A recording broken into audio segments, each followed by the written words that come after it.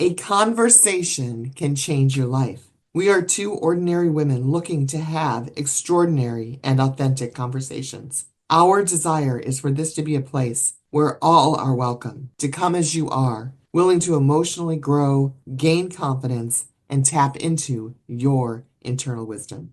When you know and utilize your strengths, the capacity to be forgiving, kind, and encouraging is increased exponentially. We all have amazing strengths and positive attributes. So let's learn from each other. We are delighted you are here on this journey with us and hope you will invite a friend to join you here. Welcome. I'm Connie Wilder with my podcast partner, Sue Riekels, and we are delighted that you are here. Welcome to Intentional Conversations. So Sue and I were talking and we were going back and forth on what topic shall we start with? And we decided on the topic of grace. Grace. Grace for ourselves, grace for others, space for grace. That concept of grace. The divine defines grace as that undeserved favor. Undeserved favor. So there's nothing that we can do to earn someone's grace or to earn the divine's grace. Sue, what do you want to say? What does grace mean to you? Well, thank you for that opening and the definition. And I really want to just pause but for a moment with the undeserved word, because there's nothing we can do to get it. There's nothing that we achieve. And in that space, is it non-judgmental? So what comes to my mind is being grace-filled or offering grace to someone else and receiving it ourselves is in a non-judgmental space.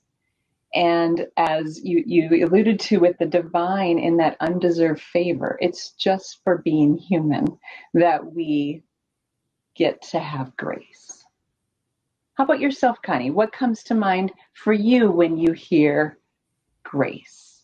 Well, perhaps that's why it's so difficult to be full of grace, even though I want to be seen as someone who is full of grace.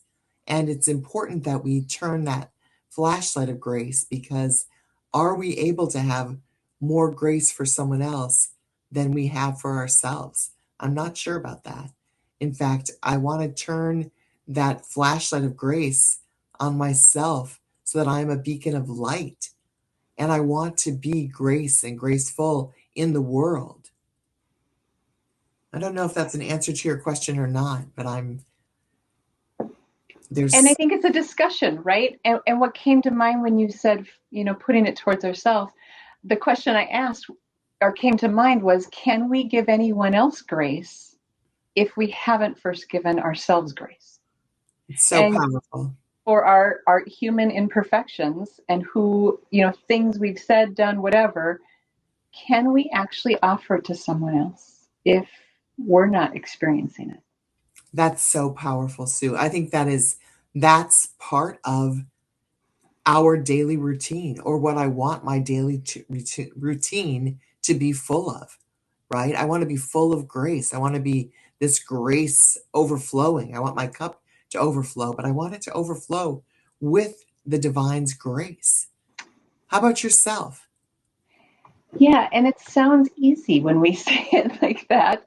And I'm just pausing right now in how difficult it is to play out each and every day to really feel that amount of grace for ourselves, but then for others as well. What happens when we disagree with someone? What happens when we believe differently than someone? Where does grace come in that relationship so that we can maybe hold each other's differences? I think that's what's coming to my mind.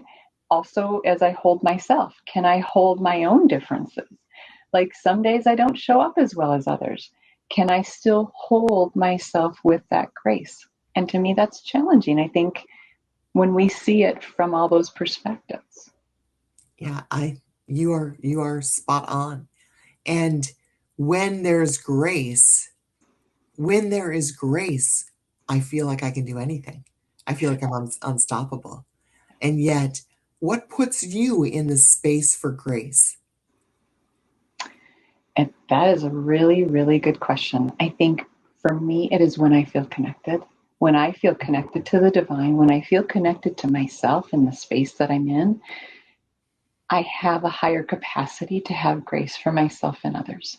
When life is really busy and active and I'm going from one thing to the next, to the next, to the next, whew, something comes in, ugh, I might not respond as positively as I would in other times where I'm connected, I'm going a little slower, the pace is different. It feels like I can extend more grace in those moments. I think for me, it is being connected and intentional with myself and my internal compass and the divines in order to extend that again, both to myself and to others. How about yourself, Connie? How do you yourself? I want to say that that's so beautiful. The connection is what I'm so hungry for, the connection with others. And yet that connection to myself, Sue, you are someone who I feel like is so strong at always saying, let's pause for a moment and bringing in the space for grace, even, right? Even that space, because we've got it takes up space. And so how do we create that? I love your explanation of how you want to be connected, to the divine, to others. And I feel like you're very good at that and connecting to all of that space for grace in our daily lives. And in fact, how do I do it? I want to bank on your answer, that connection. How do we feel connected to others, right? And so how do I do that? I have a pregame routine for any of my work stuff, my facilitation stuff. However, I do not have a pregame routine for my own life. And I feel like the pregame routine for presenting or facilitating, I can give you all kinds of examples of what to do in that space. Yet, how do I create my own pregame routine for creating more space for grace in my personal life? And I definitely have room for that. I absolutely have room for that. Well, and I want to say thank you for your acknowledging of mine. And I want to just say I find it really hard. And while it came across to you, I think as I've got it in the bag or I've been doing it, that's not always the case. And I think notice for myself, I'm able to do it better with friends or with colleagues and in the work environment. We don't have distractions. Nothing else is going on. I can focus 100% on you. Yes. But when you're cooking dinner and you have kids coming through and your phone is ringing and the dog needs to go outside and fill in the blank, that's when I notice there's less grace and less compassion and understanding for the people who I probably love the most, who are closest to me. And I think that is the piece we're finding and noticing. It's always an ongoing work. It's not something we achieve and are like, oh, we've got this. I think it is that intentionality again. A lot of these things take intentionality or they just don't happen. And I think grace is one of them, of being mindful of how we show up. And when life is really busy, like I always use dinner time as one, when the kids were younger, everything kind of hit at one time and you're like, oh, it's how do we really show up in the way that we want to in all those times? And I think that's the challenging question. Yeah. And you mentioned that mindfulness or to be mindful. And to me, one awareness is one of the divine's gifts.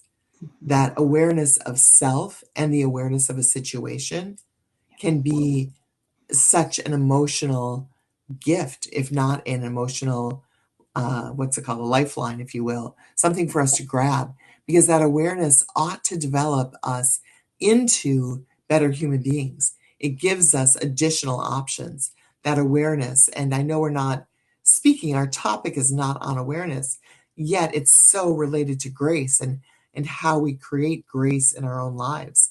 In fact, the awareness is that opportunity to make a better choice for myself. So if in fact life is getting busy and even my day-to-day dinner time and I've got the phone and I've got this and I've got that going on and I'm making dinner and my husband would laugh at that because he'd be like, Connie, when do you make dinner? Yet, I know what you mean. And so that awareness is that opportunity to make a better life, to make a better choice for my life. And that awareness, I'm having my own aha moment right now. And that's been part of the intentionality of this podcast series in and of itself. Absolutely.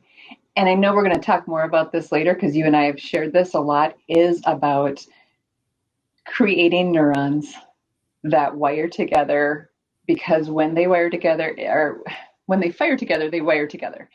And I think it is about these patterns. And even if dinner time is my hard time, how can I take 2 minutes before the craziness starts and to really do a practice that creates new neurons for my own brain in being more intentional? I think there's all sorts of patterns like that that can be really helpful in changing how we show up. I know one thing that has changed me significantly is my morning ritual and my morning meditation and prayer and walking in nature. So, whatever that is for each of us, is to really be mindful of where it gets weaker and how can we do something or one action that might improve it or help us. What are your thoughts? Well, that's beautiful. And that mindfulness is a place and a space for grace. The mindfulness, if we can take a moment, any moment, and use it the way we want to utilize it, that's in a positive capacity, of course, because I'm all about positivity. Yet, how do we use our minds for that? That might be our next topic, Sue, is the topic of mindfulness. I love it. And so with that, let's wrap up for today. And I just appreciate you being here, Connie, with me on this journey. I appreciate all of you joining us. We are so thankful for each and every one of you. And please feel free to reach out to us via our websites with topic suggestions or thoughts on ways in which you have offered grace or continuing to work on grace. Thanks so much. Make it a great day. Remember, a conversation can change your life. We invite you to be the best version of yourself. When you feel better, you do better. We welcome hearing from you. To learn more about us, suggest topics to be discussed, or to reach out to us directly, visit our website